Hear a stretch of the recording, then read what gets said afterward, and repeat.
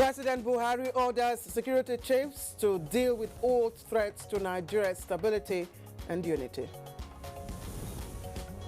His address, he talked about the unity of the nation, and which is non-negotiable.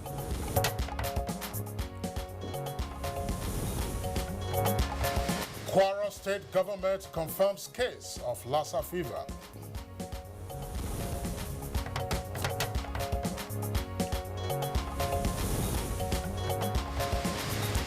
And Saudi policemen in trouble for detaining and maltreating 2 Nigerian pilgrims at Medina Airport.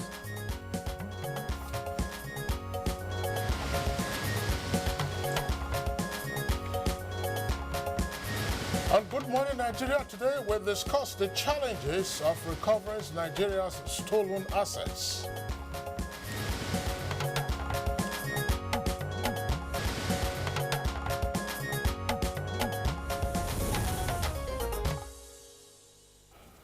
All right. There is no end, at least for now, to the subject of corruption, particularly those bordering on Nigeria's stolen wealth. Now, apart from recovering what has been stolen in the past, discussions on how to stop the nation's treasury from further bleeding remains on the front burner.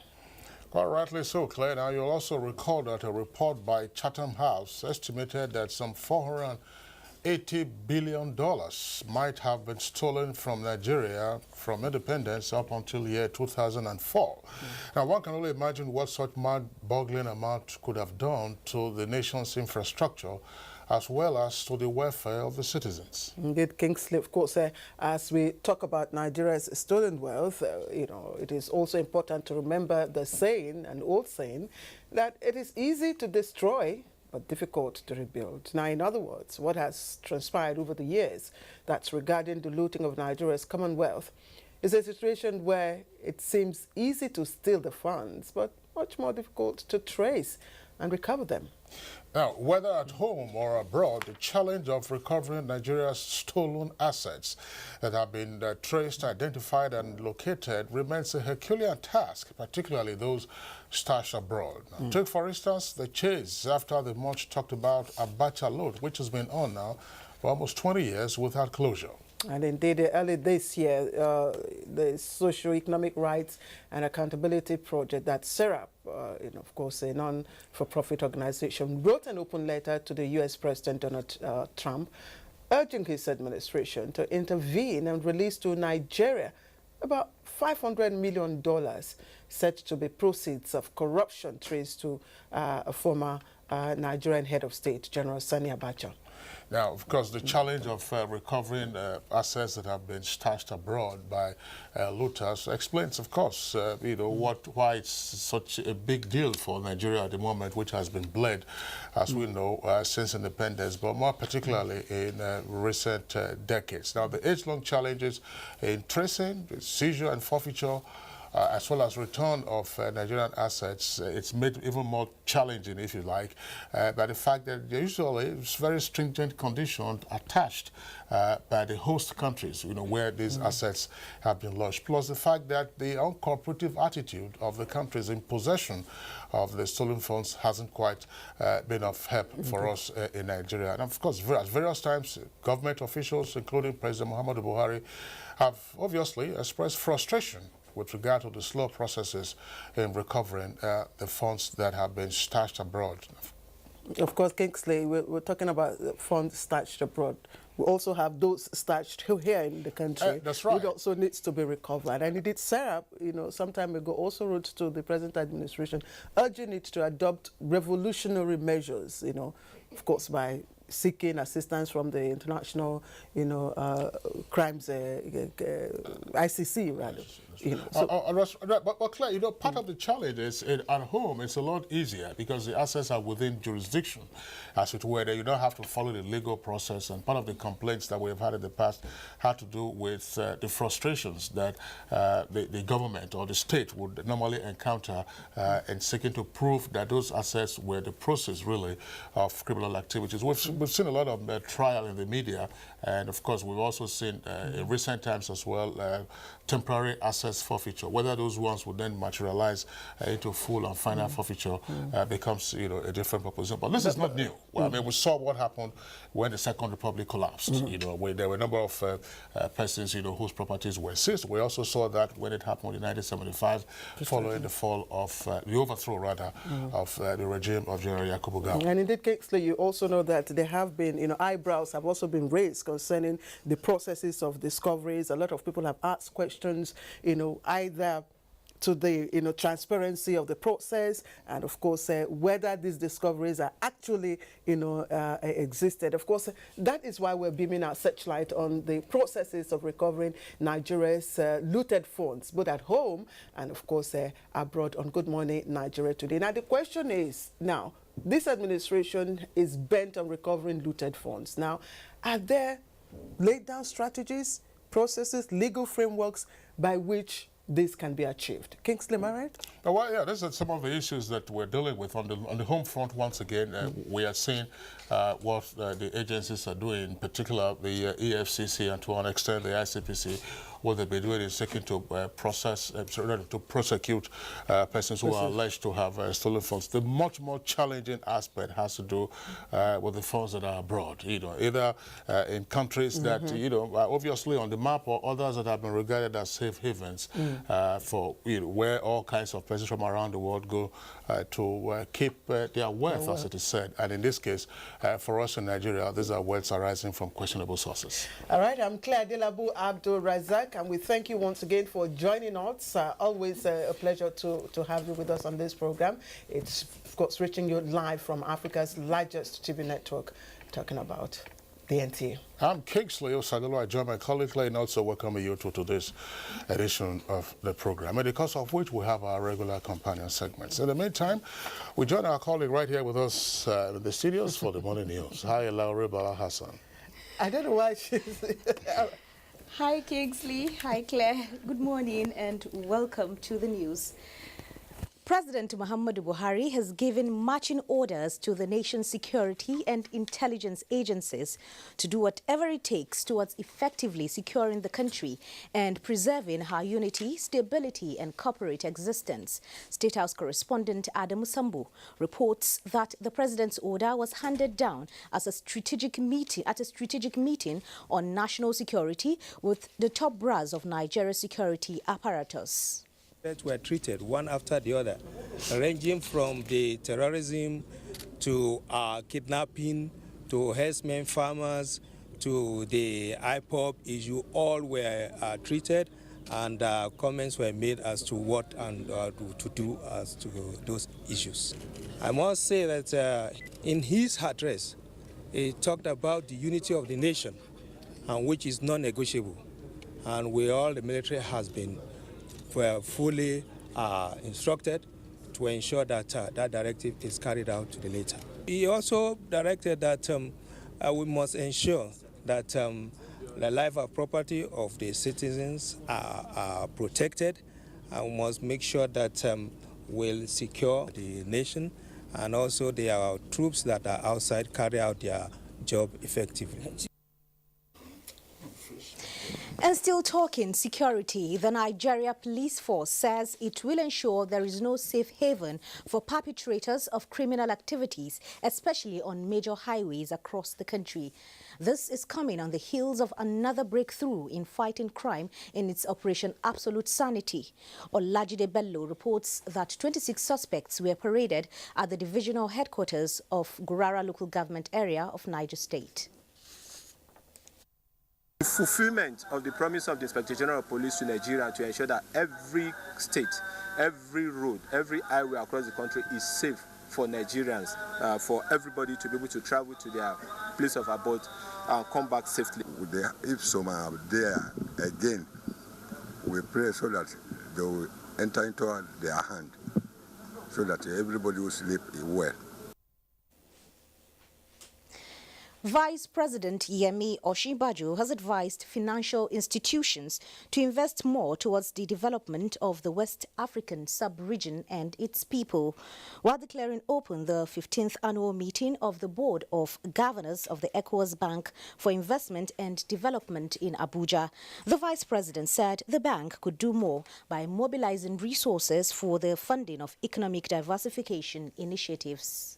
Would like to see you become even more active in supporting our investment and infrastructure ambitions. Our government is working hard to attract greater local and foreign investment, and we have put in place the needed reforms required to create an enabling environment for these investments. And the Federal Account Allocation Committee, FAC, has shared a total of 467.852 billion naira in the month of August as revenue collected in July.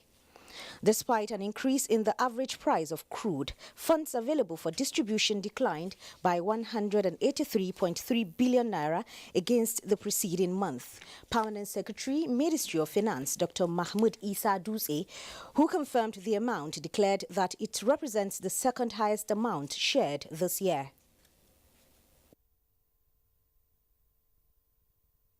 There are some changes in most of the components, but the main explanation for this decrease is due to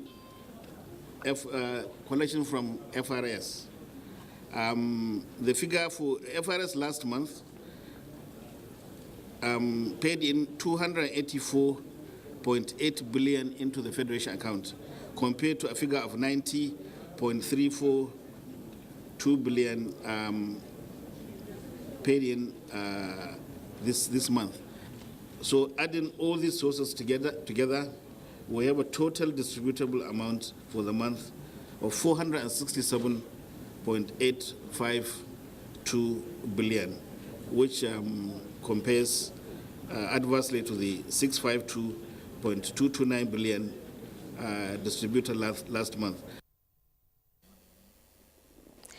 And talking health, the government of Kwara State has confirmed a case of Lassa fever infection in the state. The State Commissioner for Health, Suleiman Atolagbe, announced this at a press conference in his office in Ilorin, the Kwara State capital. So our isolation center will be created in General Hospital Omuana, which is very close to the place. This information has gotten to Nigeria Center for Disease Control and other necessary partners. We are now working together as a team, technically, to nip it in the bud. Justice is to be served and swiftly for two Nigerian pilgrims from Nasarawa State who were detained and maltreated by some Saudi policemen at the Medina airport. Ahmad Ambali reports that Deputy Governor of Medina, Dr. Wahib Al-Salil, made this known when he visited the affected pilgrims in Medina to apologize over the incident. A Saudi official came to greet us in Arabic. When he left, another person came and released us from the hands of the perpetrators.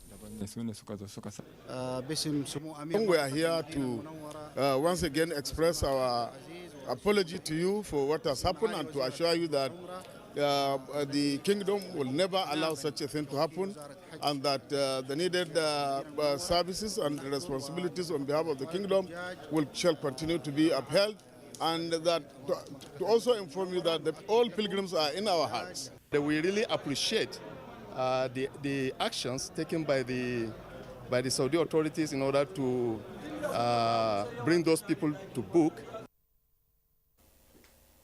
Youths from the southeast region have staged a rally in support of President Muhammadu Buhari's change agenda in Abuja.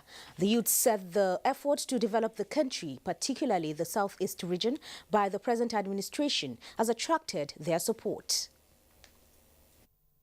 We have come to say, indeed, this father of the nation, this man who has given Nigeria a good name in the international community, this man who is fighting corruption in the country, this man who has upped our agricultural produce, this man who has stabilized the foreign exchange, this man who is on the go to try to revitalize most of the bond infrastructure that we have in the southeast. I'm aware of that.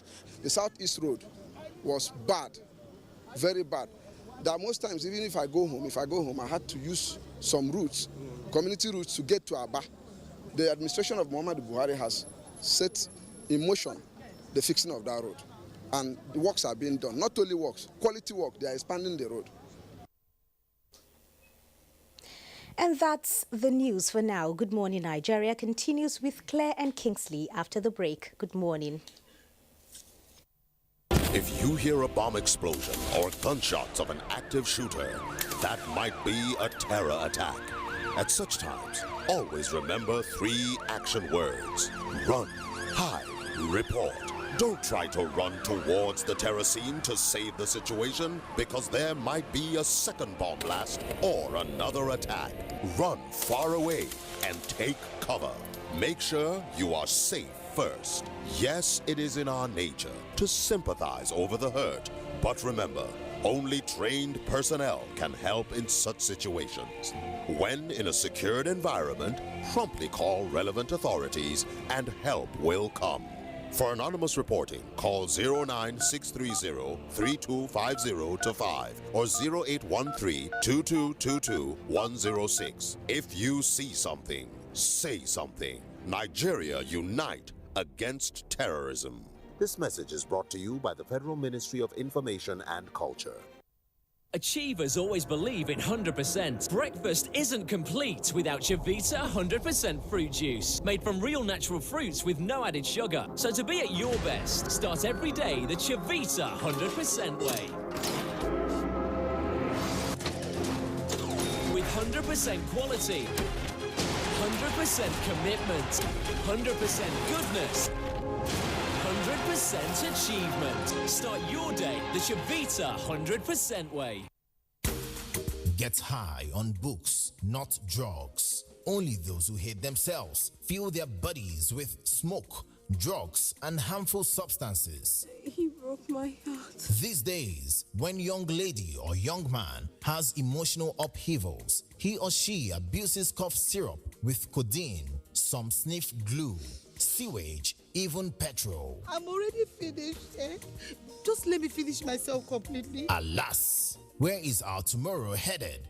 This week on Professor John Bull, we introduce to you high people, all of them, one by one. Find out why Jumoke wasted her school fees and why Flash went local. Come on, stay one place. Over and out. Brought to you by Glow. The largest data network, Glow Unlimited.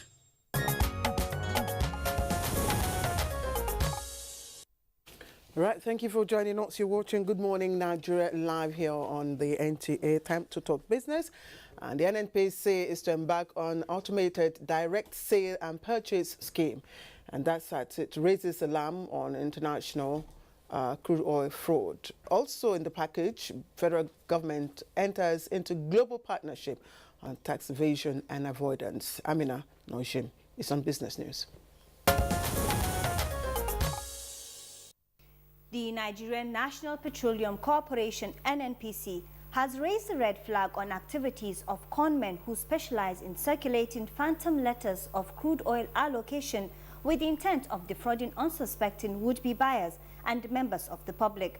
The group managing director of the corporation, Dr. Mekantibaru, said the activities of the international fraudsters has created an unnecessary distraction for the NNPC, who are compelled to deal with a huge turnover of scam mails on a regular basis.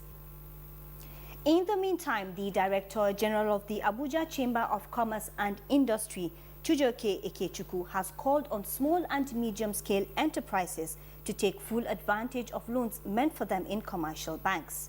The facilities are to encourage the sustainable expansion of their businesses, adding that the federal government has created an enabling environment to ease access to such loans.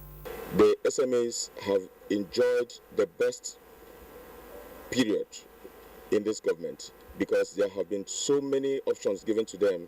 SMEs before now had to rely on the conventional commercial banks for their loans and facilities, and they couldn't access those loans because they never met most of the conditions of these loans. Conditions of having collaterals and having to make contributions of certain percentages of those credit facilities. But today, there are so many things that have been provided. The Nigerian equities market reversed the negative market sentiment it recorded Monday. Next is a graphic summary of trading figures for Tuesday.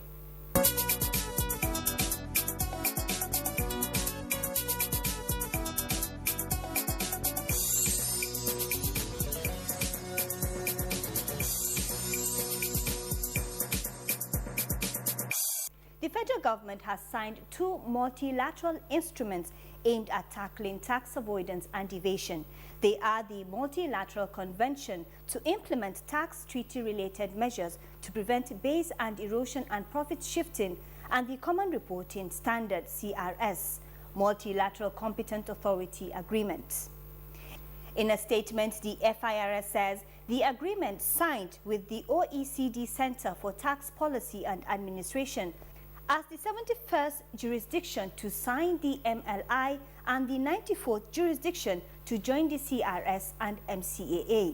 Nigeria will automatically enjoy exchange of tax and financial information among 101 tax jurisdictions and enhance the country's ability and those of other countries to contain tax avoidance and evasion, as well as share financial data. And that is it on Business News. Good Morning Nigeria continues shortly. Thank you very much, Amina Nujim, for the business package on Good Morning Nigeria. Next for us, we'll go to the front pages of some of today's newspapers to check out the headlines.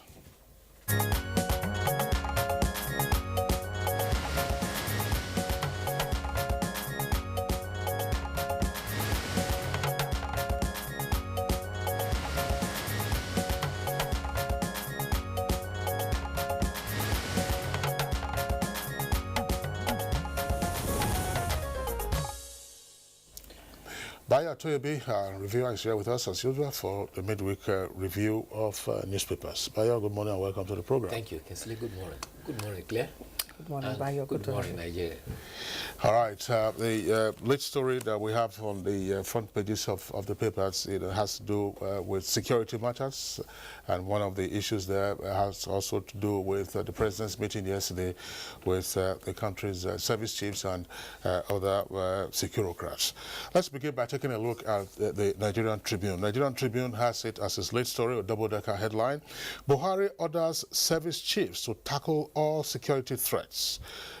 Two writers of that headline. We discuss terrorism, IPOB, Boko Haram, and kidnapping, and that's attributed to the CDS. CDS stands for Chief of Defense Staff.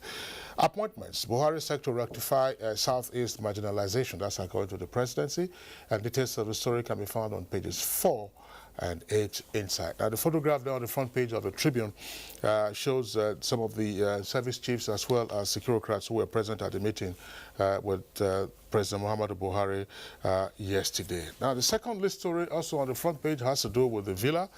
Nigerians express shock over rodent invasion claim in Buhari's office. Nigerians express shock over rodent invasion claim in Buhari's office. That's on page 38.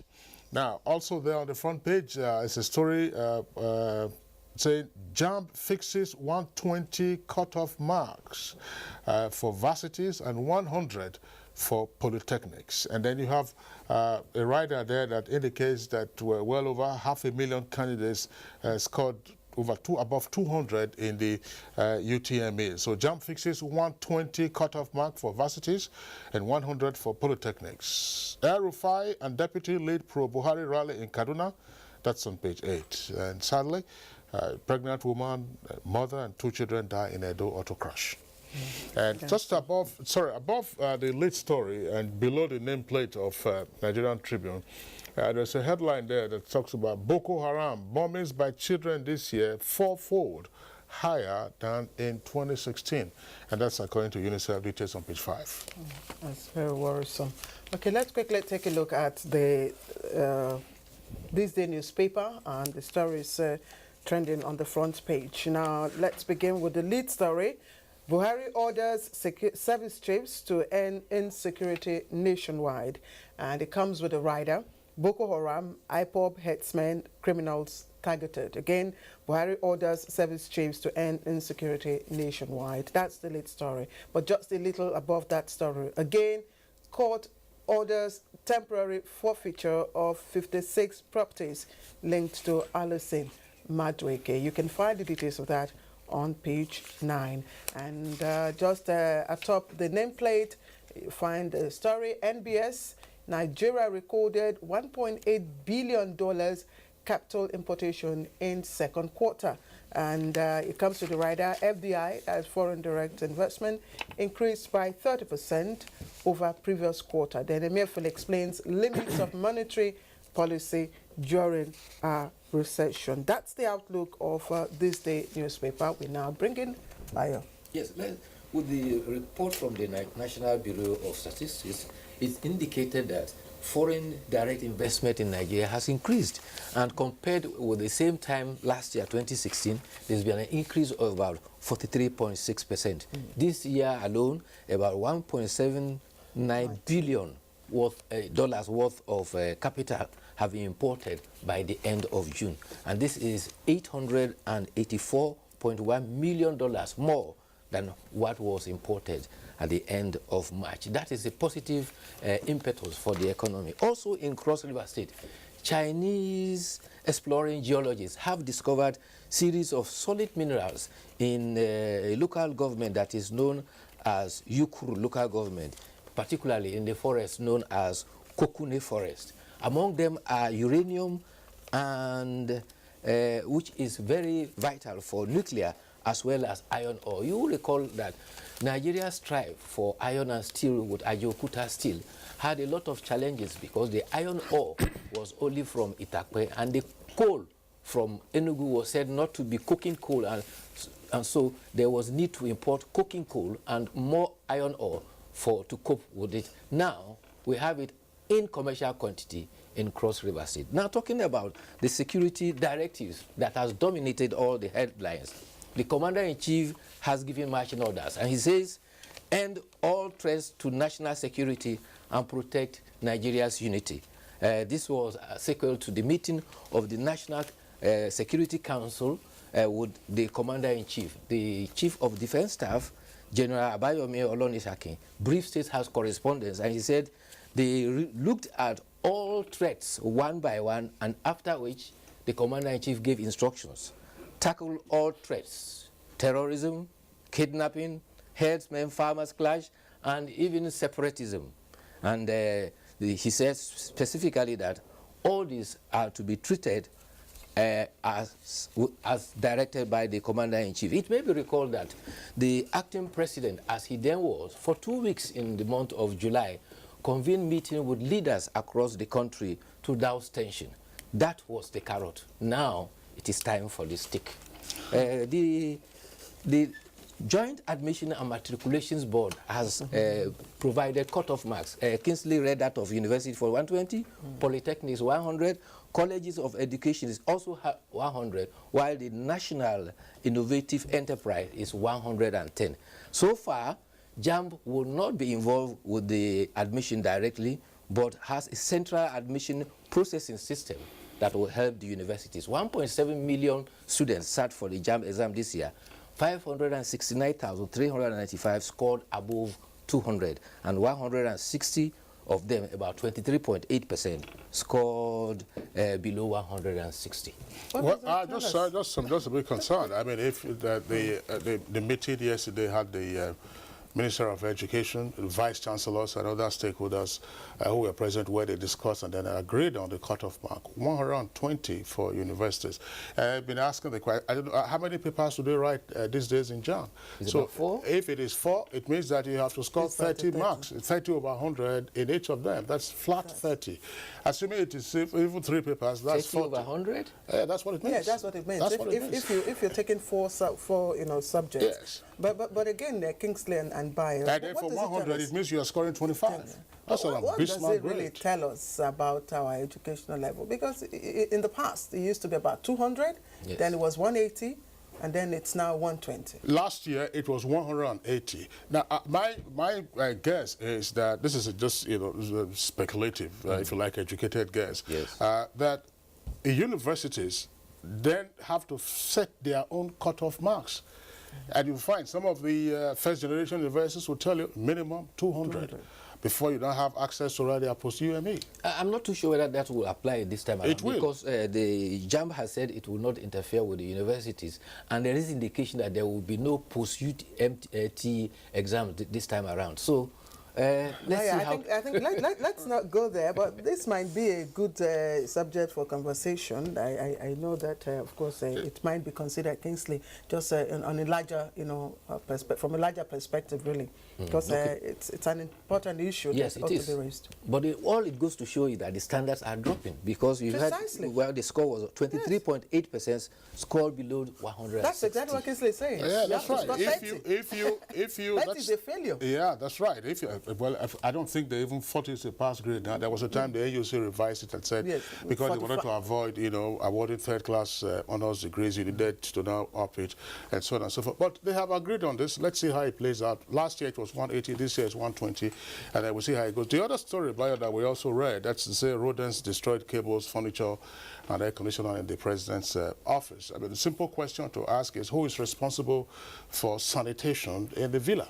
Yes. Or do you need to get fumigation companies now to begin to make open bids, to help clean up the president's office? On the lighter note, I thought the security chiefs would say, who are those runders threatening the office of the commander-in-chief?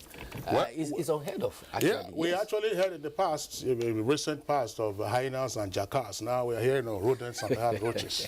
All right, Kingsley, I think let me take the next paper, which is leadership. All right, I just quickly go through. Nigeria's Unity PMB gives marching order to service ships. We've already taken that, and I think we don't really have anything new on this front page.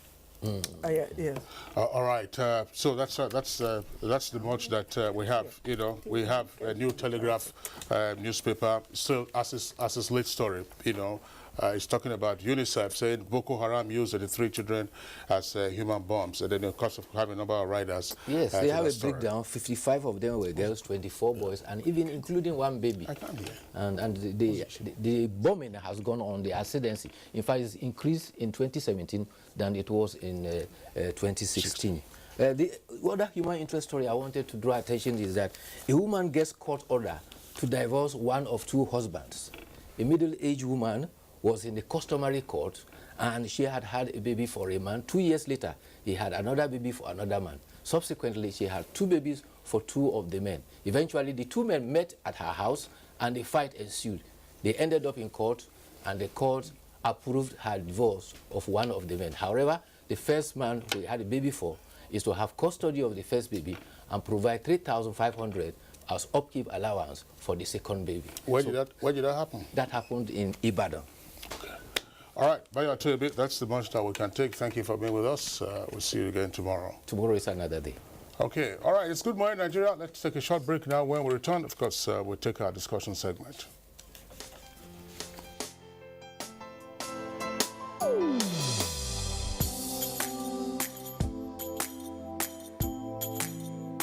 Oga, open your fuel tank. Hold on, please. Let me calm down. Good evening, sir. Good evening. Hope you've rubbed off your meter. Oh, Oga, we no longer tamper with our fuel dispense meter because it is cheating and corruption. I will always sell fuel to all customers at the correct amount because change begins with me. Nice one. Yes, sir. How much, Oga? Fill up.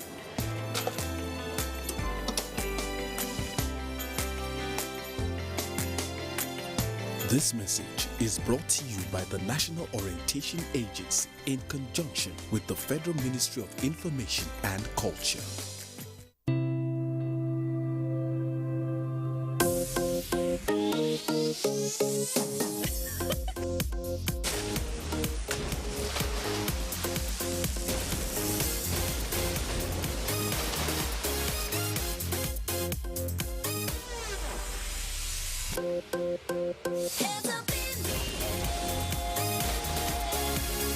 Happier by Chivita.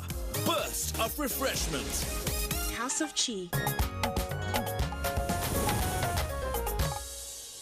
All right, let's kickstart our discussion on, of course, today's topic. Now, the urgency for the recovery of looted Nigerian funds has never been crucial than now, when the country needs all the resources it can lay hold, of course, to overcome its recession and build critical infrastructure that is needed. What are the challenges making these recoveries difficult? That's what Leah Katumba-Batunde tried to find out in this background report. On 1st June 2005, Nigerians woke up to the cheering news of debt forgiveness by the Paris Club of Creditors. $18 billion, which translates to 60% of the total debt, was cancelled after negotiations and a show of goodwill by the cartel in recognition of the economic reforms embarked upon by the federal government. While that was being celebrated, many imagined that if only Nigeria's stolen funds were recovered, the nation will pay off such debts without blinking an eye.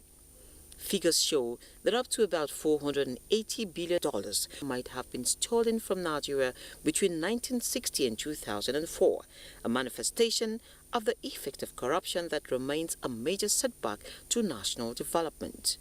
With the coming into power of the Buhari administration in 2015, the fight against corruption was given a fresh impetus. Anti-graft agencies have announced the uncovering of various huge amounts of money stolen and hidden in various locations within the country and other safe havens outside the shores of the country. Even though the task of torching and locating these monies is Herculean, the bigger frustration appears to be with the recovery of the monies. At home, the legal battle for recovering the monies appears to be slow, while corruption and suspected perpetrators seem to be fighting back viciously. With this realization, the government has continued to push for the recovery of the monies through engagement with countries holding such funds. President Buhari has always used his interaction with other world leaders to stress the recovery. Only recently, Vice President Yemi Osinbajo lamented that, and I quote, "Many countries are reluctant to return proceeds of corruption by introducing legal obstacles of different kinds to ensure that we do not get back the money," end of quote. Even though the Buhari administration is so far said to have recovered over 559 billion naira, mostly from domestic efforts, a large amount is said to be stashed outside the country, with the process of recovery remaining tedious.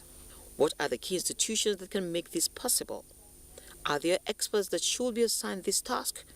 How can the slow pace of recovery be expedited, and to what extent can the institutions and countries holding Nigeria's looted monies be stimulated to release them without stringent conditions? These are some of the questions discussants on Good Morning Nigeria will be looking at.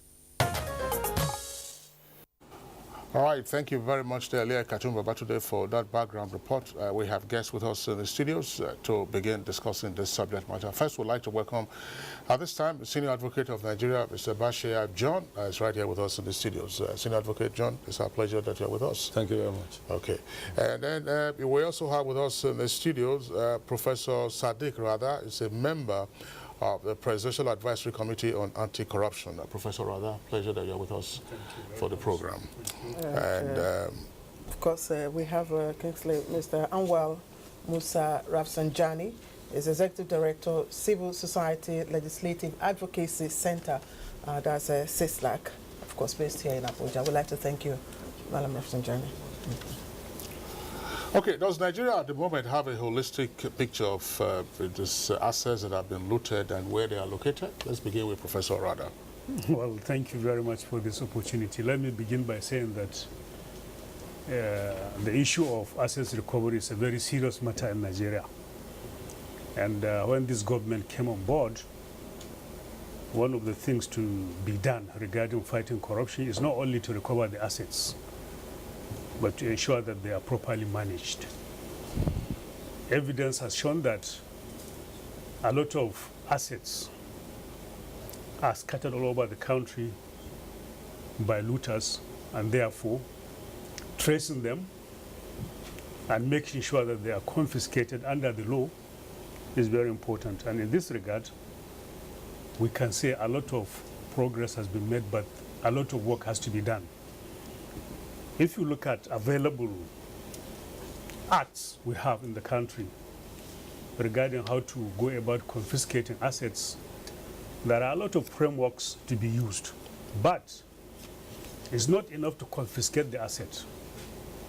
It's not enough to get it confined. It is very important to make sure that it is properly managed, and that is why the Presidential Advisory Committee Against Corruption has come with quite a number of strategies and procedures to ensure that what is confiscated is not made valueless. But do we even have, like Kingsley asked, do we have a holistic picture of, these looted funds and where they are? Well, currently, under the Honorable Minister of Finance, she has the register, an asset register of what has been recovered in terms of tangible assets, cash, jewelry, and whatever. So we can say somehow we have an asset register regarding what has been recovered. And she has full custody of what is available now. But of course, it's an ongoing work, it's work in progress. So the list keeps changing, almost on a weekly basis. Therefore, what you have today is not likely what you are going to have next week. But under the Ministry of Finance and under the custody of the Honorable Minister of Finance, you can have a fairly reliable data regarding what has been recovered, which is accessible, I think, if you can speak with her. All right, let me take Mr. Rafsanjani. For the past 20 years or so, we've been, recovering, looted funds, by former head of state Abacha. And we keep hearing of looted funds, Abacha looted funds and all that. And sometime I think some months back, the Accountant General of the Federation gave some figures. Do we really have a holistic picture, of what funds, looted funds we have? And can we trace them?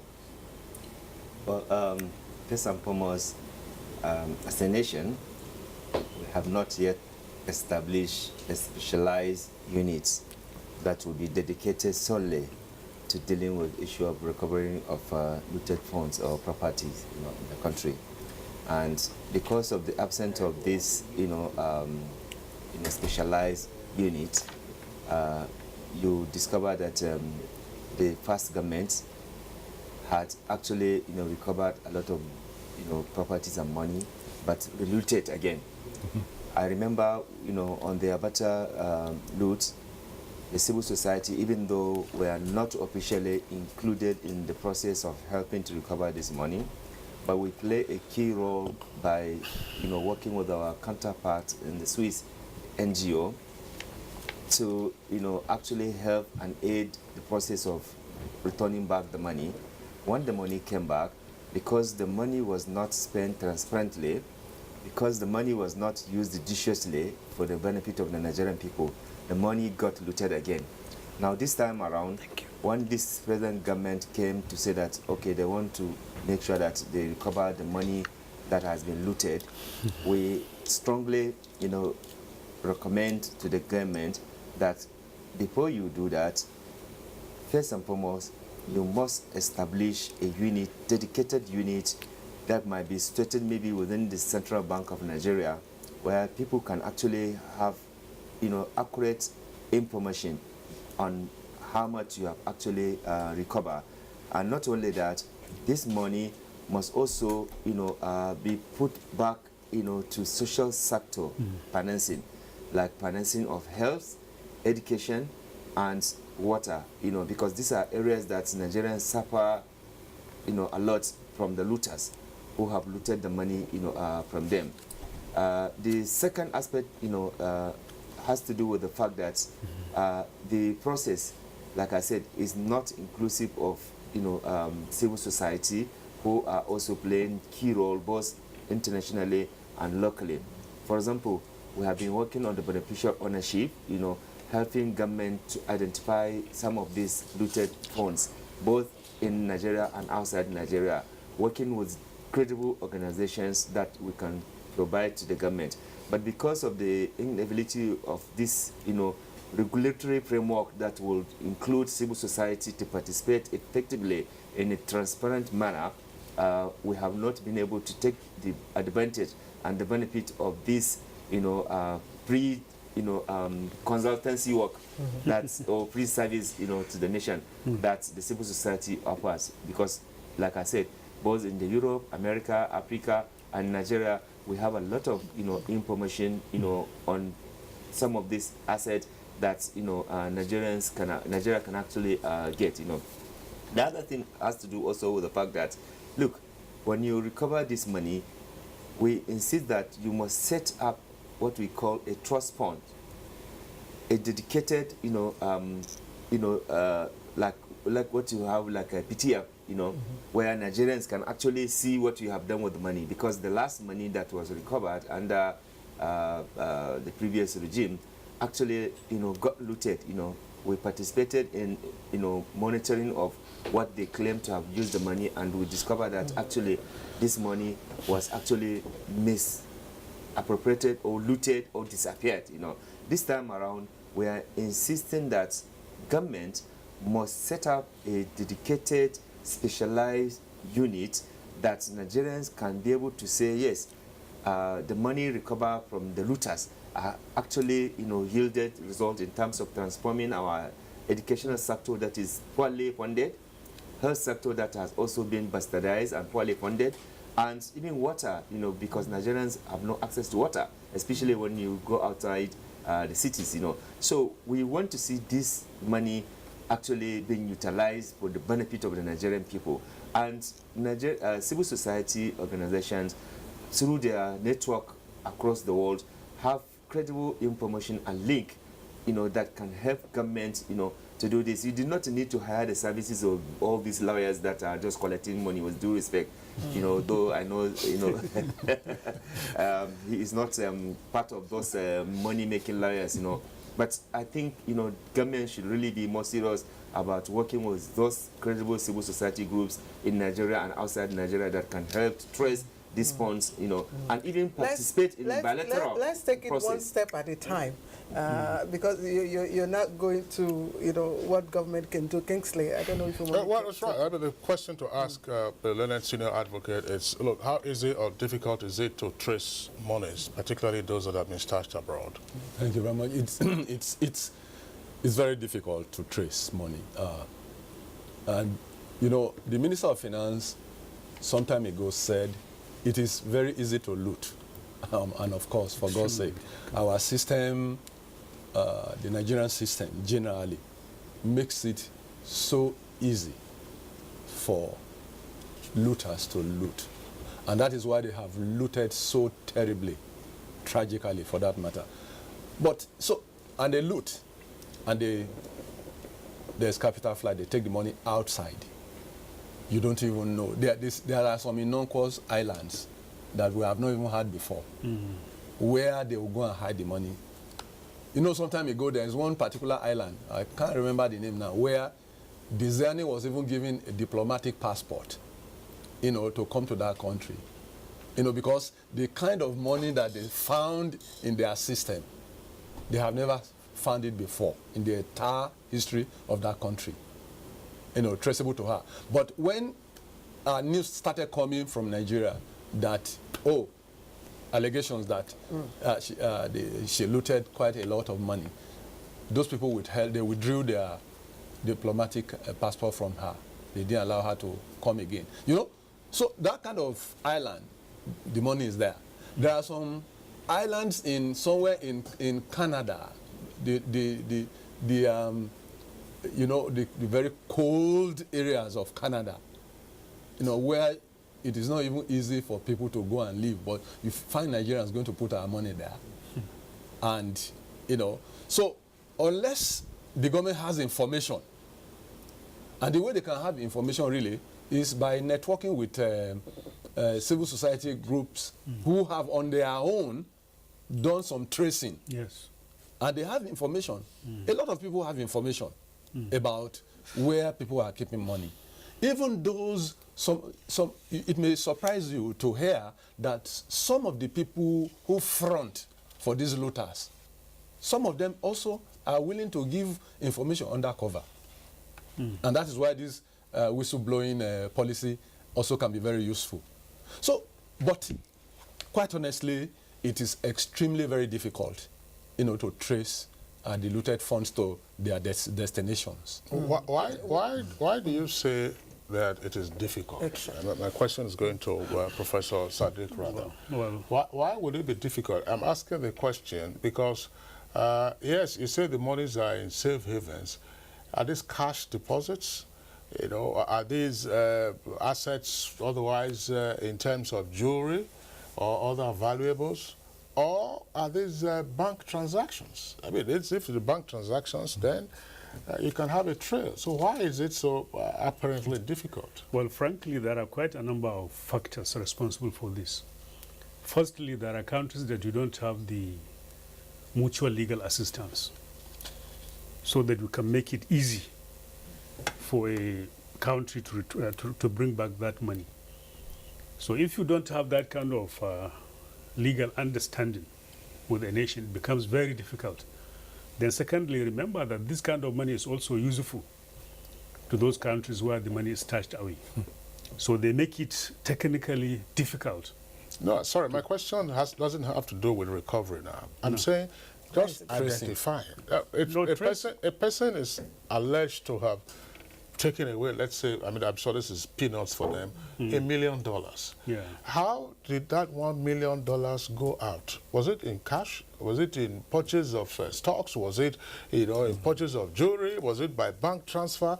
Why does it appear to be difficult to trace it? There are shell companies. What are the challenges? Honestly, evidence has shown that banks in Nigeria are complicit. There is evidence to show that most of these things cannot be done without the active cooperation of professionals. Professionals in general, accountants, auditors, bankers, and many a times lawyers, because they do the paperwork. So it's not as if some spirits are taking away the money to other countries, but our system, like he said, makes it quite easy for the monies to go out. The banks make the records for you. We sat at the level of our committee with their compliance officers, and things are beginning to change. But frankly speaking, the banks aid and abet the looting of the money within and outside the country.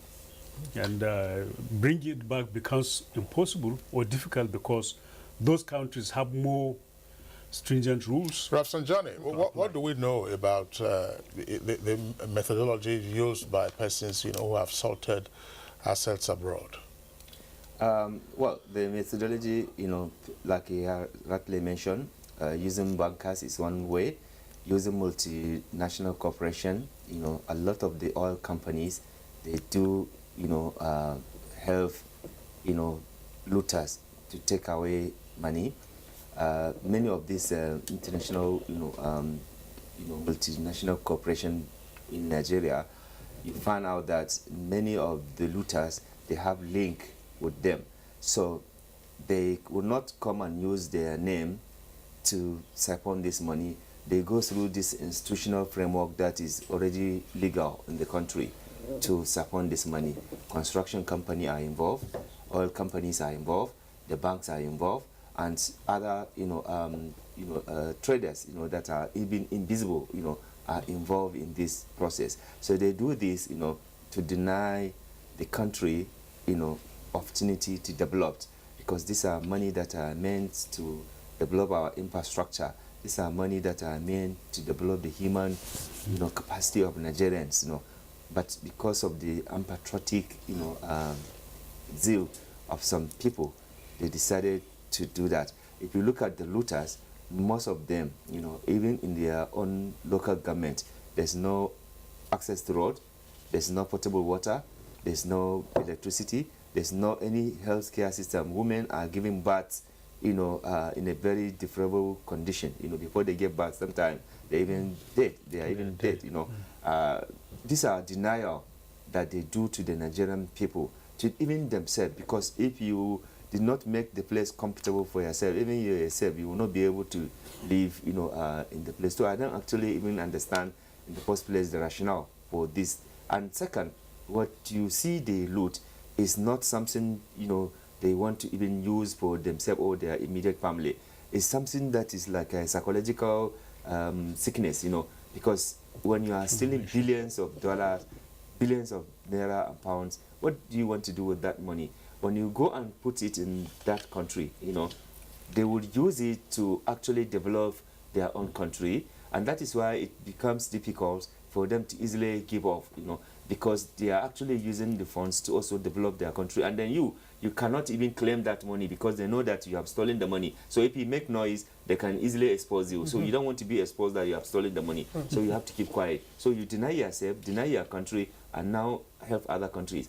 However, we made with the work that we are doing with our international partners, like Global Witness, Transparency International, we're able to, at least in the UK, been able to, lobby and get the UK Parliament to change the law in terms of beneficial ownership. That's right. That's what's coming. Now, we have made effort. Of course, this is arising from the London summit that took place last year, which the president of Nigeria, went and had this bilateral, and that is why I think we need to intensify this bilateral, understanding with countries. And since they saw that the president, was serious about it, they were ready to, work out framework on how to get this money back. But still, like I said, we are insisting that there must be a proper, transparent process, that, civil society inclusion is important, that clearly non-figure of recovered of the properties that have been recovered,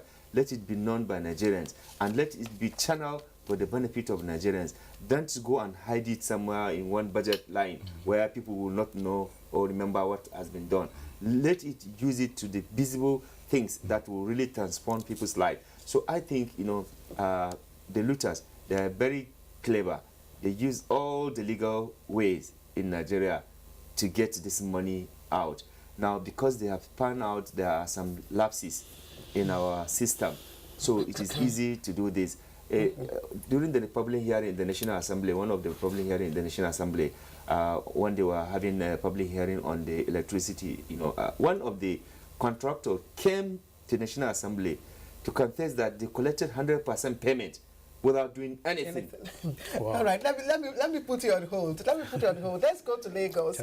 Human rights lawyer, of course, Mr. Ebun Adegorowa has just joined us, and we'd like to appreciate you, Mr. Ebun Adegorowa, for, of course, joining in this conversation. And it's on the challenges of recovering Nigeria's stolen monies. And I'm sure you've been listening into the views. Malam Rafsanjani here was just telling us about the intricacies and methodology of, looting their funds, and of course why the host countries might not want to, relinquish those funds. From your perspective, why do you think that recovering looted funds might prove difficult? Thank you very much. I believe we know now, with the revelations we have had in respect of trials going on in the courts, that the major challenge we have about recovery is the weakness of our institutions. Our leaders, our representatives, when they are in power, rule over these institutions without any qualms. People go into the banks to alter records. People are able to influence investigation. People are able to influence the outcome of prosecution. So the institutions have more or less collapsed, because there's no way, for instance, you will transfer $10 million from Nigeria without going through some records. There's no way, for instance, that you can have access to money as much as $100 million without violating some laws, without violating some procedure. Because under the Money Laundering Act, you are not entitled to have physical cash in excess of $10,000. And the institutions that are set up to monitor this enforcement, the banks, the investigative agencies, the law enforcement agencies, they are not strong to face the leaders when they are in power, to be able to challenge them concerning the violations of these enforcement legislations. That is one. Two, our foreign exchange policy is very disturbing, because in terms of physical cash, when you want to launder money or you want to loot money, it's easier done in foreign currencies, because how much of naira can you deal with physically? So the manner in which you have parallel method of exchange, whereby you can go to the open market, change money, whereby you can go to the official market, you launder money, is something that we have to look into. Because unless we have a unified system of policy in terms of foreign exchange, we continue to become vulnerable to those who manipulate the system and use our bureau de changes, use our foreign exchange avenues to be able to abuse the opportunities that are given to our people to do legitimate business. And then finally is the issue of our constitution. Under section 36 of the constitution, especially subsection 5, who is alleged to an offense or any infraction is deemed to be innocent. And that's what we call due process.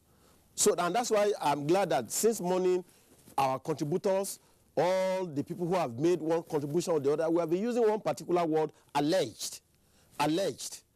Until you get to a stage where there is a final pronouncement in respect of any alleged looting, you can't probably do anything about it. So you have to go through due process. And that due process can take challenges, especially when there is poor investigation, especially when there is poor prosecution. You would probably just be moving around circles. And that encourages the looters to become comfortable, knowing that at the end of the day, they can manipulate the system of investigation and prosecution and get away with whatever it is that they have looted. So it comes to the issue of, first of all, enforcement of our institutions by strengthening them. The people who are in power are overshadowing these institutions so that they cannot enforce our laws. Secondly, is to be able to empower the investigative agencies, the FCC, the ICPC, all those who are involved in combating money laundering and looting, to empower them financially, empower them in terms of the capacity for investigation. And finally, is to be able to reconcile our foreign exchange policies to ensure that we block all loopholes by which people can abuse those opportunities to loot funds. Thank you.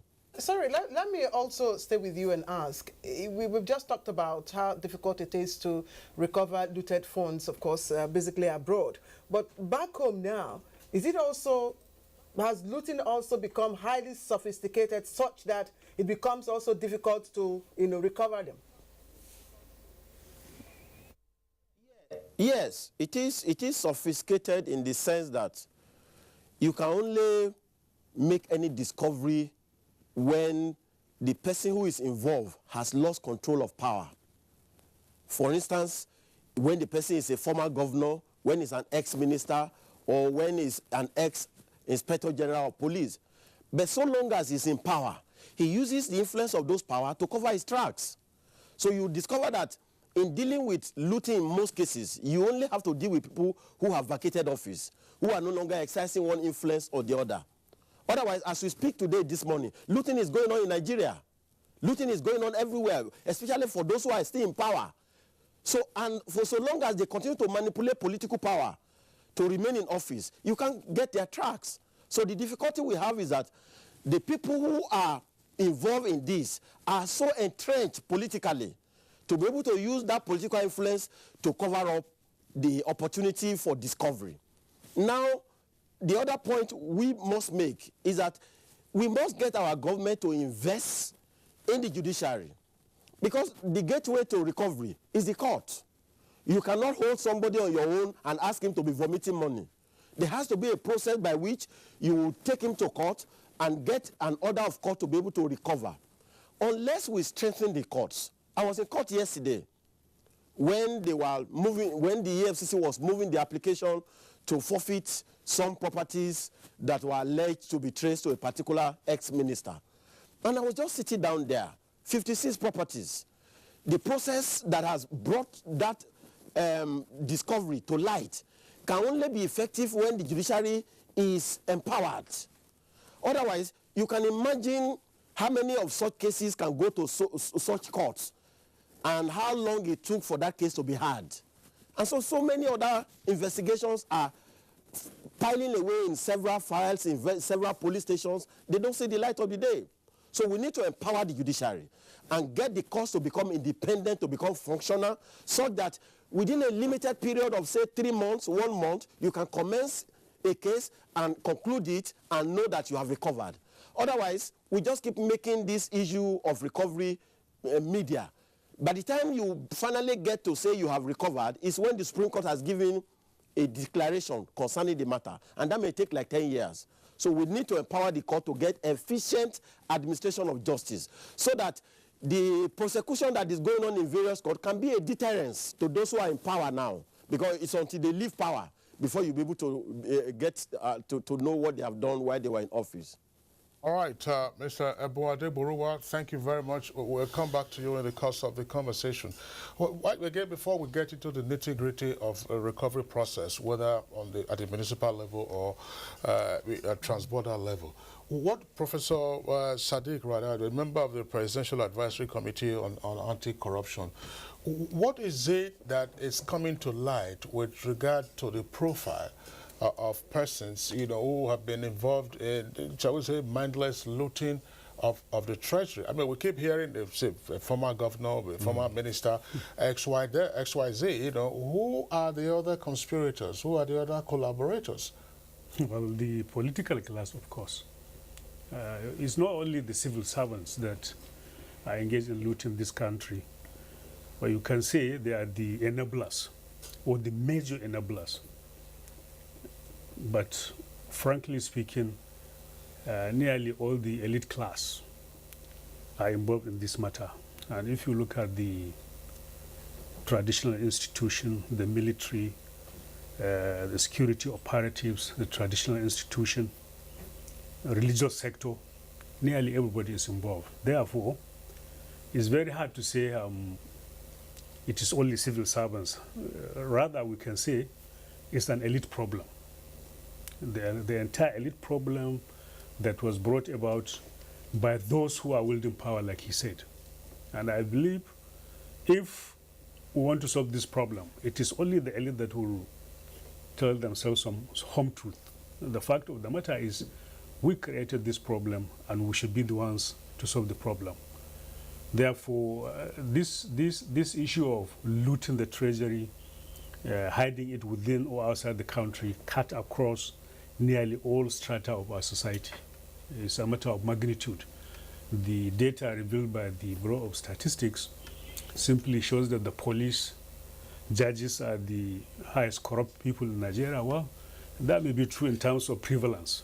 It's been rebutted by those institutions. Maybe in terms of prevalence. But if you are talking of concentrated corruption with negative impact on society, I mean, the police, the judges may not be the major problem. Revealing the fact of what happens in the civil service, in the private sector, will show you how negative activities within the civil service, the private sector, is bringing down our society. A lot of funds are being diverted and made personal. So frankly, you can't say this is a problem that is being orchestrated by just one group of people or one sector, but rather elite problem created by the elites. Solving it will require the cooperation, solidarity, and help of the elites. All right. Rasabjani, what, again, from the civil society perspective, what do we know about, the identities, let's say broad categories of persons who are engaged in in downloading the national treasury, whether at state or local government levels or even in the private sector? Yeah, I mean, clearly those that are in leadership position, either at local government, state level, or national level, together with the collaborators, like contractors, like bankers, like all those, people who claim to be doing business in Nigeria, actually fronting, business on behalf of those corrupt people, Those are the identity of these people. And because, unfortunately, our country, system is so loose, it is easy for anybody to come and then get away with this, In fact, it's only in Nigeria that you will see somebody, you know, who claim to come and do business without any investment, without anything. But, you know, that group would come, get registered, get, you know, tax waiver, you know, get, you know, even tax credit, you know, and everything, you know. And within a period of time, they'll continue to siphon money. And even the procurement system that we have, you know, because it's still very weak, you know, it enables them to do whatever they want to do and check. And because also we did not also, you know, as a nation, want to really take this matter serious. When even the issue is revealed, somebody will hide under religion, under ethnicity, geographical location, and party affiliation. So you know you have looted money, but you say, oh, they should not touch him because he's a party A or party B. You know he has looted or she has looted money. Oh, because she has come from this community or she has come from this tribe or from this religion. Looting and stealing has no boundary, you know, has no gender, has no, you know, tribe, has no this thing. So Nigerians need to wake up and stop supporting these people that are actually destroying our country. Our reputation as a nation is very, you know, it's very unfortunate one, you know, because whenever the people in abroad, they hear this kind of big money and they hear there's a poverty in Nigeria, they begin to wonder. You can't reconcile that. Yes. I mean, some persons say we have no reason to be poor. I mean, because considering the amount of wealth that Nigerians have. But Claire, I just wanted us to, before we return to Professor Rather, just senior advocate, one issue that has also come up has to do with the fiduciary issue. Now, the guests, including Rather and Rafsanjani, have identified some of the enablers for a looting. Namely, you know, accountants have been mentioned, auditors have been mentioned, lawyers have also been mentioned, but on the basis of a professional claim that there is a fiduciary relationship between a professional and a client, there's a limit to the kind of questions you can ask. There are also limits as to how you go. But of course, from what we have seen, the allegations, or rather the issues that we see on the table, these are not persons who these are not like armed robbers, you know, who went to the treasury with a gun and they said, look, raid the treasury and then loot. They've been aided actively by professionals. What is it that we need to do with the iron curtain of fiduciary relationship behind which these professionals hide to aid and abet, as it were, the looting of our treasury? Thank you. I don't think the situation should be as difficult as it is being painted. Well, it may be difficult, but it is not impossible. Even at our professional level, we hear cases of maybe they allege that some lawyers front for some people under the pretext of having professional payment of professional fees. But even at that level, at NBA level, they have put in place, I'm aware, some checks, you know, to say, well, okay, if you're claiming to be professional fee, there must be a level. What exactly did you do to be able to, you know, merit such stupendous amount of money? Like you are paid 850 million naira deposit for fee. How? You know, even the NBA, our professional people are asking questions. Yeah. So it goes down to professional levels that they should hold their members accountable on the kind of services they claim to render, which brings such, you know, humongous, monstrous amount of money that they themselves cannot even explain. And the hands of those investigating cannot be tied. You know, there's this National Financial Intelligence Unit. Yeah, you know, this became a matter between the National Assembly and the EFCC recently.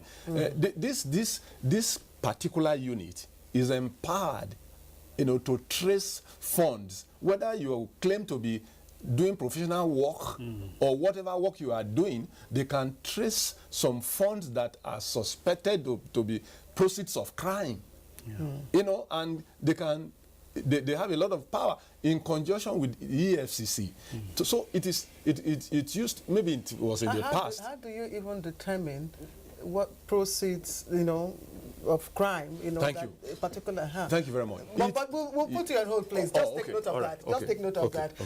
Of course, Mr. Ebuadegorowa, also please take note of the question Kingsley asked, because we would like you to respond to that as well. We want to let Prof. Of course, take his leave, but not before answering this question. Okay. I know that the Presidential Advisory Committee on Anti-Corruption some time ago, you know, advised for the establishment of a crimes court, you know, to deal with this financial crimes issue.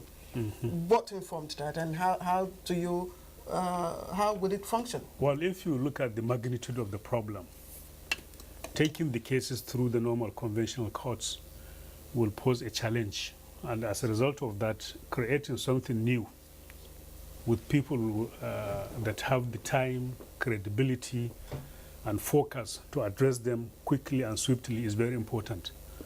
In this regard, we feel taking these matters to a court that will give it the deserved attention within a very short time and address them is very crucial. But you know, this is democracy. Things have to be done under the rule of law.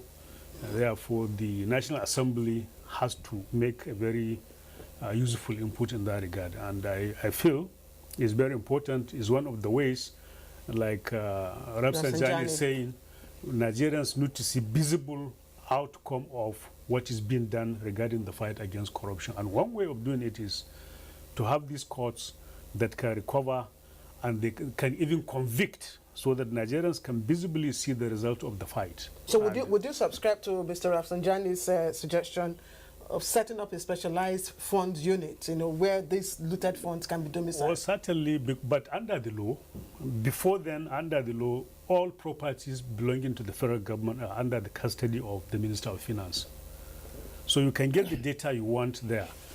Regarding the framework he was talking about in terms of recovery and management of assets, look at the acts, EFCC Act, ICPC, and Nigerian Customs, Failed Banks Act, NAPTIP. All these acts have made provisions regarding recovery of assets. Where we are short as a country is the issue of management. A lot has been recovered, seized, confiscated, but is wasted. If you look at Daba Hotel in Kaduna, a dispute between the federal government and the Abacha family, it was a very beautiful hotel, functioning with staff, but it's now in ruins. Therefore, we are now, as a committee, paying attention regarding not only recovery, but management. If you recover, let us not put it to waste. Let us manage it so that at the end of it all, if the looter, alleged looter, is the rightful owner, it goes to him in value. If it is for the government gets value. So there are many items that have been identified now under what we call guidance notes. It's being circulated to judges in Nigeria. The guidance notes will give you a guide regarding what to recover, how to manage it. Yeah, can we have some more insight into these notes? Well, the guidance notes, you see, looked at what provisions we have under all the acts, like I mentioned, ICPC, EFCs, all of them. Then look at the items that are recoverable. For example, you have things that are perishable. How do you recover? How do you manage them? You have items that are diminishing in value, like petroleum products. How do you recover? How do you manage them? You have jewelry that can stabilize, remain in value. How do you recover? How do you manage? You have money, let's say in bank, money at hand. How do you recover? How do you? It's a whole package of how to recover, but also how to manage. You have perishable items. There are times you recover, let's say, cocaine. Instead of destroying it, you can take it to research institutes. Indian hemp, instead of setting it ablaze, you can take it to research institutes. So instead of wasting things, hitherto, in Nigeria, if we confiscate items, let's say by custom, we set rice ablaze, many foodstuffs. Now things have changed. It's been taken to orphanages, prisons, IDP camps, and things. So Nigeria is doing fairly well regarding restraint, seizure, confiscation. But we are doing very badly in terms of management. Professor Sadiq Ratta, member, Presidential Advisory Committee on Anti-Corruption, PACAC. We are compelled to let you go, but you must go. Thank you very much for joining us. Thank you so much. All right, we'll take a short break. Good Morning Nigeria. We'll be right back.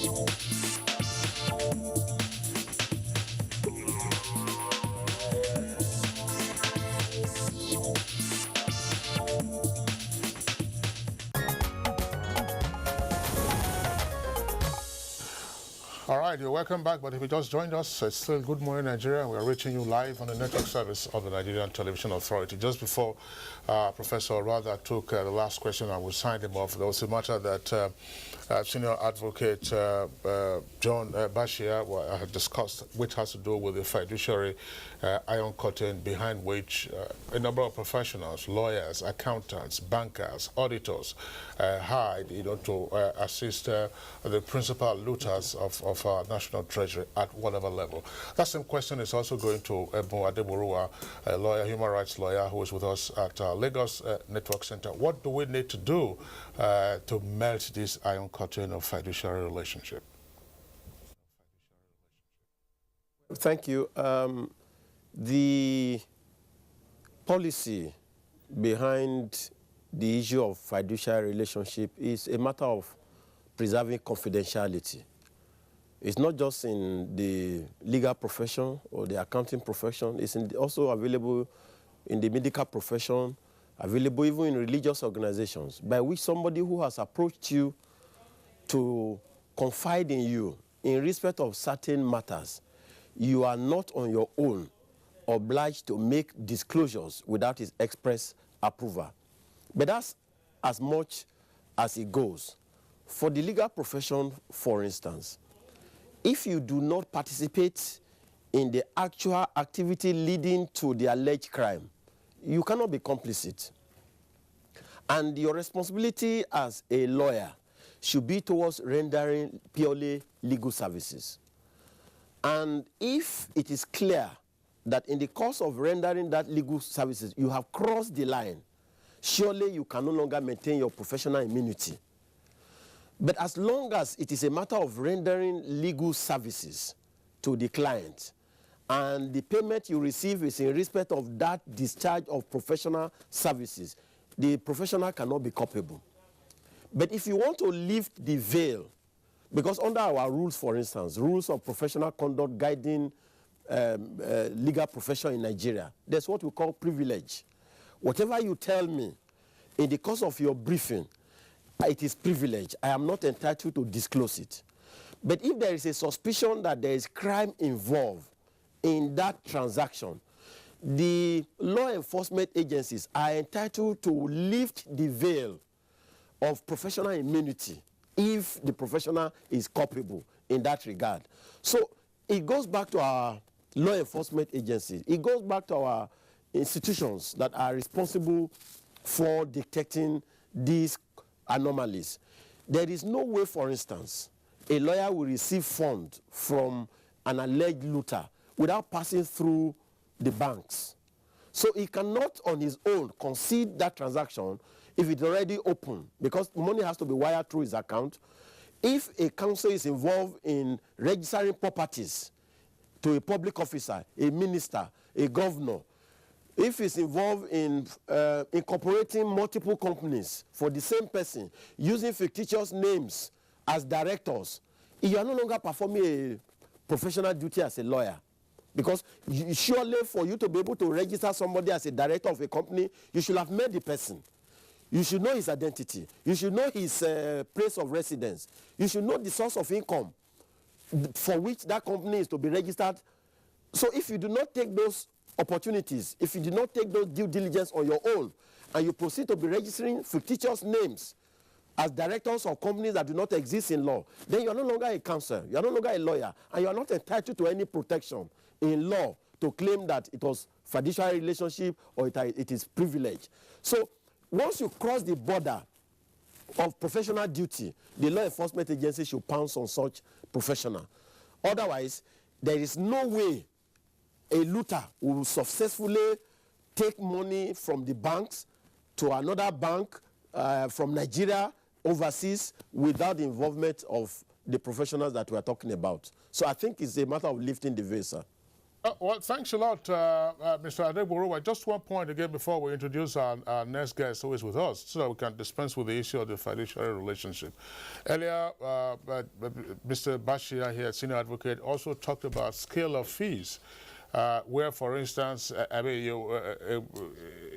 professional receives a humongous amount, you know, as professional fees that ordinarily should raise eyebrows, whether an accountant or if you're in the banking sector.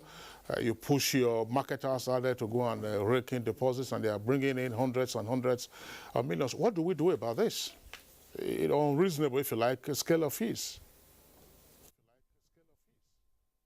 Well, I beg to disagree on what you describe as unreasonable scale of fees.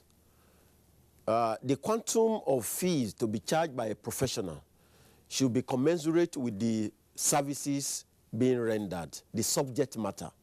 If you have consulted me in respect of an estate of a person, and the estate runs into 10 billion, several billions of naira, my professional counsel will be based on the quantum of that estate. And the money I will charge from that estate should be based on the value of the estate itself. So if there is a legitimate transaction that involves humongous amount of money, for instance, let me give you an example. When the GSM was coming into Nigeria, the Nigeria Communications Commission recruited the services of some professionals, accountants, lawyers, to be able to sit to monitor the process of auctioning of GSM. And the auctioning was done in foreign exchange, in other words, in dollars. And so the counsel who are involved in such transaction, when they charge their fees, people raise eyebrow.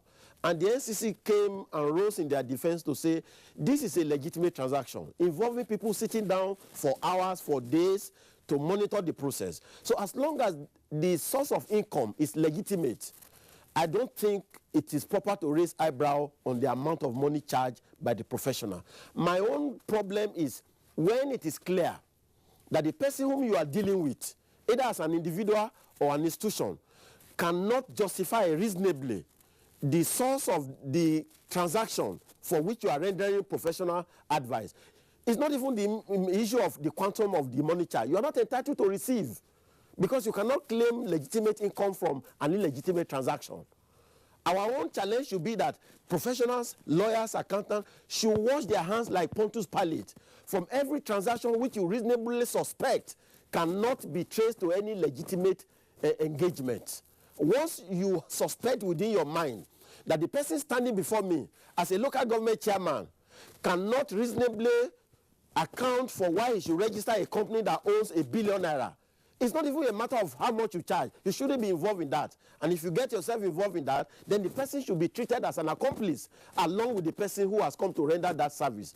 So when you get to that point, the scale of charges for legitimate transactions should be commensurate with the subject matter of that transaction.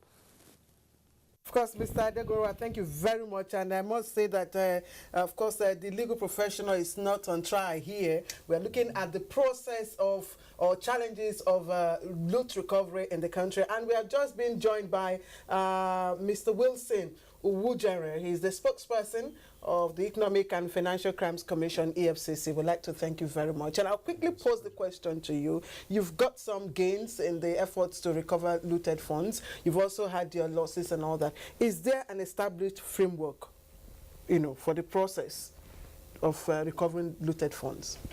Well, I would say there are established frameworks because each law enforcement agency has its modus operandi, methods as which you go about your activities.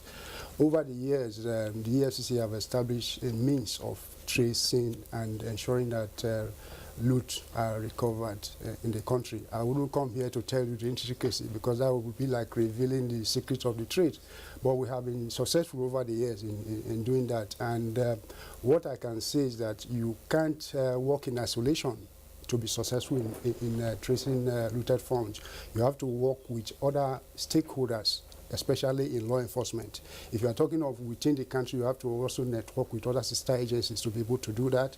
And if you are talking of monies that have been taken out of Nigeria and stashed abroad, you have to work with international law enforcement organization. Without that, you will not be able to make headway. I was listening to the discussion before I came on set, and one of the speakers made mention of the issue of having mutual legal assistance treaty with nations. If you don't have that relationship, it's almost impossible to trace or even recover monies that have been stashed overseas. What the challenge that we are facing in EFCC, for instance, it has to do with loot that are stashed in countries that Nigeria has no relationship with.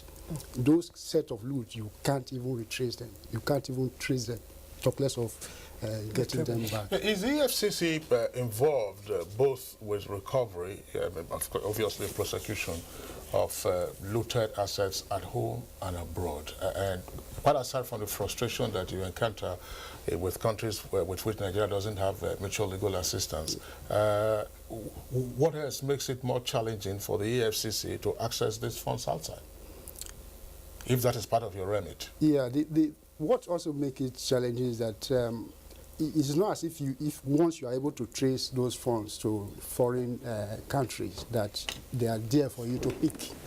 There are procedures and processes that you have to also follow. Each country has its legal system, and you have to work with their legal system to get those monies. For instance, in respect of the investigation over the Zani matter, for instance, if you have been following media reports, you would have read that about 2 weeks ago there was a process in Houston, USA, concerning some assets that were traced to her.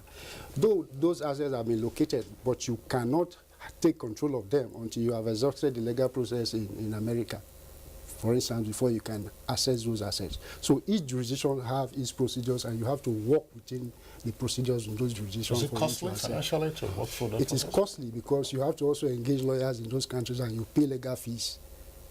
I recall that in the case of Abuja loot, for instance, when Nigeria succeeded in getting some of the monies, lawyers who work in those cases also came up with huge fees that they wanted to collect from the loot. Okay, let's pause you for a while. We've got some tweets coming in, and we must take them at this point quickly. Dele Jack Solomon tweets, there should be increased public awareness of the threat of money laundering and effective synergy that will increase cooperation between agencies. Tani Michael Amakoji has this tweet. I think the noise our anti-graft agencies make about recovery is more than the actual success. They should stop media trial. All right, and Shanez Esang tweets, real reason why there is a continuous looting of our commonwealth is the lack of punishment for looters. If you do the crime, you must do the time. Another one from Dele Jack Solomon says it's necessary for the federal government to deploy more personnel and focus on new technologies and countermeasures of investigating suspected violations to recover loot. Here's another one. Say Nigeria needs to strengthen international cooperation, vigilance, legal and institutional frameworks to tackle the menace of money laundering. And Ostino tweets, Western governments cannot return stolen funds if the Nigerian government has not successfully prosecuted the individuals involved.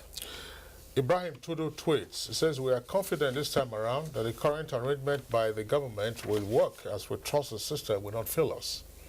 And Festus Akimboyewa tweets, government should name and shame Western countries holding Nigeria's stolen money where there is deliberate effort to frustrate recovery of these funds. Mafeng Bot Samson tweets, there should be bilateral agreement with other countries, especially to stop public officials from having foreign accounts. And Jatswell Bayem tweets, let the government tell Nigerians how they have utilized the money recovered locally before recovering the fund in other foreign lands. Bright Irene tweets, the recovered looted funds should be used for infrastructure that will benefit the common man instead of looting the funds again. And Emmanuel George tweets, recovering of looted funds can only be done with transparency, not by same looters. How can service chiefs own houses abroad? Shakiru tweets, we thank God for the present administration for focusing on ill-gotten wealth that bled Nigeria to recession. And Akins Dada tweets, such funds or equivalent assets should be recovered. In fact, from the Second Republic to date, culprits needn't be prosecuted. Recovery is key. Mafeng Bot Samson again says one of the hurdles to cross includes the tax havens where it is difficult to trace these funds. All right, and Anthony Emechata tweets, I don't know about the past, but the current looters can easily be traced, especially if it is certain they stole the money.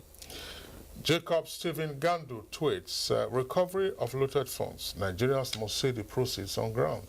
And Jonathan Omaya tweets, recovering looted funds, hurdles to cross, let there be a department to implement projects in sectors like education and agriculture. Emmanuel George, recovering looted funds can only be handled by international agencies, not by some Nigerians with looted inclination, he writes. Mafeng Bot Samson, the Swiss banking system itself is a hurdle because it is difficult to trace and identify these funds based on the system's anonymity. All right, so those are some of the tweets that we have in the meantime. Just wondering, Mr. Wilson Owujaren, Mr. Owujaren, just one point, to pop to one question to ask. Ordinarily, as in law enforcement processes, if you find a common thief is taken in by the police, in the course of interrogation, there's usually the stonewalling.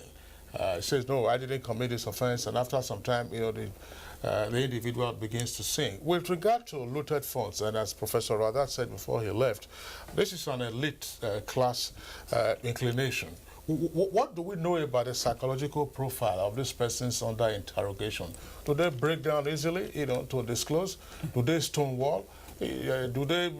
What do we know? I mean, do you have psychiatrists or psychologists who are also involved with the EFCC just to find out what went into their brains? No, I don't think there's any suspect that doesn't stonewall. They do stonewall, but when they are confronted with overwhelming evidence, they seem to cash in.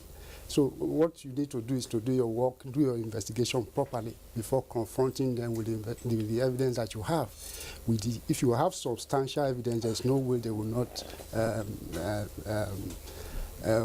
battle superior argument when the investigation is going on. So we ensure that we do our work more diligently to ensure that you have enough evidence before we confront them. It is the evidence that matters in any investigation. If you don't have the evidence, they will be able to bamboozle you and get away with it. Have you attempted, as I said, any psychological or psychiatric profiling? Yes, I mean, of the suspects in your custody. No, some of whom they go on trial and probably get nailed. We don't do psychological profiling of suspects. Is that because there is no need for that, against them in court, or just as a matter of principle? I don't think the psychology of suspect is issues that bother us when we are doing investigation. Okay, let's put it. The most important thing is proving your case before the court, and you need evidence to do that. It's not the psychology of the suspect that you will be bothered about when you are doing that. Okay, I put you on hold earlier on, and that's because you talked about the proceeds of crime, of these, financial crimes. And I'm wondering, because normally you hear people say, look, it's quite difficult to really determine what assets, you understand, are proceeds of such crimes. But if you have, assets declaration, if you have agencies like the Code of Conduct Bureau and all that, why should it be difficult? Thank you very much. Asset declaration on its own is not a proof that the declarant is living above board. Because in most cases, they don't even declare all that they have. They hide quite a lot. Now, but I'm happy that the EFCC man is here. One of the laws that we have in Nigeria, and the law is still available, is still extant, is the the Assets Recovery Act, you know, that it was a decree that was made when the first coming of the Buhari Idi Agbon regime in 1985. And it was a very simple law that was designed to make all these things that we are talking about. They are not supposed to be this complex and difficult, especially with regards to public servants. And you know, the fund we are talking about is public fund. And public fund mostly is taken through the mechanism of public service and public servants. Now, they put that law in place. And all through the regimes, as draconian as people claim that law was, and there was a lot of hue and cry. Maybe if we had used that law diligently, we would have got a good result. Sitting here, I was a member of a panel at that time. I was a state council in the Ministry of Justice, a very young state council then. But they constituted a panel then to investigate public servants in 1985. 1983, 84, 85, thank you very much. And I was a member of that, and it's very simple. In that panel, you have experts, you have quantity surveyors, you have estate surveyors, you have accountants and professionals. So under the chairmanship of a military man then, they will just bring you as public servants with allegations of corrupt enrichment. And under the law, they would tell you, this is your legitimate earning. And this is what we have found that you have acquired. You have this, you have that, here and there you have money in social banks. We juxtapose this. All these things that we have discovered about you with your legitimate earning. And the difference is can you explain? How did you come about this? And once you cannot explain within the purview of your legitimate earning, those assets are liable to be forfeited straight away.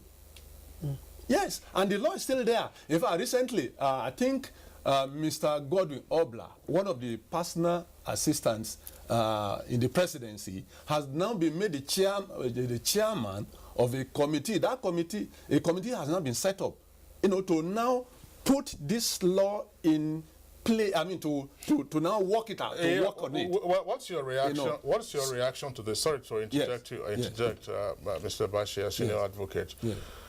There are persons who have argued that that legislation is anachronistic, considering subsequent legislation, namely legislation setting up the ICPC, legislation setting up the EFCC, and then other provisions relating to the Code of Conduct. In other words, Code of Conduct Tribunal, Code of Conduct Bureau, and then, of course, the tribunal where you go to. So these are all subsequent pieces of legislation versus that which you had. Yeah. And then the process, that there are also experts who have quarreled with the procedure that the panels adopted under the military. Would that be available now? No, you see, you know, you can refine it, all right? But it is a law. And, you know, you see, when we hide under quite a number of issues in order that we may avoid liability or responsibility for acts that we have done that have injured our system. You know, this is a law. EFCC, ICPC, and all other agencies are enjoined also to give effect to that law. So it's a matter of which one you want to use at a particular time for a particular person. So if they decide to investigate you under that particular law, it is perfectly available, and it is, you know, it is legitimate. Okay, we are coasting home now. We just have less than 3 minutes to round up our conversation. Rafsanjani, now we've talked about wide-ranging legislations, you understand, on the process of recovery that are embodied in the acts, creating the different anti-graft agencies. Now, if we do have a single legislation, might that help? Well, I think this is where National Assembly, you know, need to be brought on board, you know, because the presidency alone cannot, you know, successfully do this. You know, you have to bring in the National Assembly, you have to bring in the judiciary, as well as other meaningful Nigerians, you know, who want to sincerely contribute to the fight against corruption, vis-a-vis, helping to recover these loans. There are many Nigerians out there that are professional, that they are not interested in collecting any professional fee, but they have not been carried on board, So let the government open up and seek help and support, from across, so that they can actually see the goodwill from Nigerians living in abroad and Nigeria to actually help to contribute to recover these funds, and also not only that, to help in the entire part against corruption. All right, Reverend Johnny, thanks a lot. But we have another set of tweets, but before we take those tweets, let's return to Lagos. Mr. Boadegboruwa, still on the question of what needs to be done with regard to how we can speed up the process of recovering these assets, if you like, shotgun trial procedures. And here, Bashir, senior advocate, talked about what happened in 1984, 1985. We're all familiar with those processes. But earlier, you were talking about what we find in our Constitution with regard to Section 36, together with the burden of proof. But in this case, it's like, the state is saying, listen, you can't justify this, then, the money goes. Well, does this sufficiently address the constitutional as well as other legal safeguards of presumption of innocence until proven guilty? Whether money laundering, looting of funds, attempt to topple government, anything that is described under the garb of alleged crime, you must subject it to Section 36. In other words, the burden of proof cuts across every crime that is imaginable under the law. So the solution to this, as you have asked, is to be able to get government to invest in the judicial system. It's very important, sir. Whether you create special courts for recovery, whether you create special judges for anti-money laundering, as long as the system remains analog, where judges have to take notes in long hands, as long as the system remains so much about interlocutory appeals, we will go back to queue under those archaic system and will not get justice and will not get to the end of this. Then secondly, and which is very important, we must also trace the root of this menace that we are facing. Look, presently, as we speak now, lecturers in all universities have declared a strike. What is the consequence of that for an ordinary Nigerian who wants his children to be educated? Is to travel abroad where there is no strike. What is the consequence of an ordinary Nigerian who is plagued with a kidney problem, who wants to do a transplant in hospitals that are not available in Nigeria? Is to go to India. And this is what is provoking the greed in our leaders. When they look at the situation that is on the ground, lack of infrastructure, lack of portable facilities available for the masses, everybody wants to lift himself to a level whereby you can guarantee 24-hour supply of electricity. You want to lift your family out of ASU strike. You want to lift yourself out of any quagmire or of any health crisis. So I'm throwing it back to government. I'm throwing it back to our leaders. The resources we have, let us invest it in availability of infrastructure for a good number of people. So, and then we isolate the thieves. We isolate the looters so that every time we catch them, it becomes easier to get the judiciary to deal with them in just 1 month. And I think this is very important. All right, thank you very much. That's also looking at the sociology of looting. But we also indicated earlier, Owujare says that, look, they don't undertake psychological or psychiatric examination. Perhaps you need to employ them in your system. That's just, by the way, to employ them in your system so we can begin to have a profile and then drop a book and know how to deal with them. Boadegboruwa, you joined us from our Lagos Network studios. Of course, you're a very well-known lawyer and human rights perspective. Thanks a lot for your insights. All right, let's quickly take the tweets that we have come, the second set of tweets. And Jonathan Umaya again is saying the host countries of Nigeria's looted funds might not release them. Okay, that's it. And then we have this, share this essay. It says looters are getting smarter, using pseudo companies to cover up their loot. Government should be 10 steps ahead by improving its technology. And Ume Chimezie tweets, the major challenge is the chains of accomplices in money laundering, the judiciary, banks, politicians, and the idea of plea bargaining. And there's another one again from Omer Chimes here. It says the culprit must be made to mention accomplices and all must face the same punishment. Any minor culprit now could become a major one tomorrow. And Badamasi Adamu tweets, Save Heavens, in bracket West, benefiting from the stolen funds and the status quo are also making it difficult to recover the funds. And Bright Irene tweets, to stop looting in Nigeria, a special court needs to be set up for indictment, investigation. I think it should be investigation before indictment. And the body should be independent. And also, Transparency International should be a member of the court. And Jonathan Egenomaya tweets, Professor Sadiq Rata said, and he's quoting him, the elite are the manipulators of the system, and they are also the ones to sanitize it. Lasisi Taufik Taiwo tweets, the law should be made to reduce protracted court cases. Our judicial institutions are not helping matters. All right, and Dammy Cute James tweets, I think we can really recover those funds back by using excerpts. All right, that's of course the much that we can take with regard to our tweets, the second or third set of tweets that we are taking on this discussion segment. We'd like to express our deep appreciation to the guests who are still with us in the Abuja studios. Learned Senior Advocate John Bashir, thanks a lot for your contribution. And then also Alwal Musa Rafsanjani, Executive Director of Civil Society Legislative Advocacy Center. Thank you for being here with us this morning. And to the spokesperson of the Economic and Financial Crimes Commission, Mr. Wilson Owujaren, thanks a lot for being here on the program. Thank you. Okay, all right, so let's go quickly now to sports. Peter trying their best to set a screen and create some room. Nigeria's D Tigers on Tuesday secured their fourth successive win in the 2017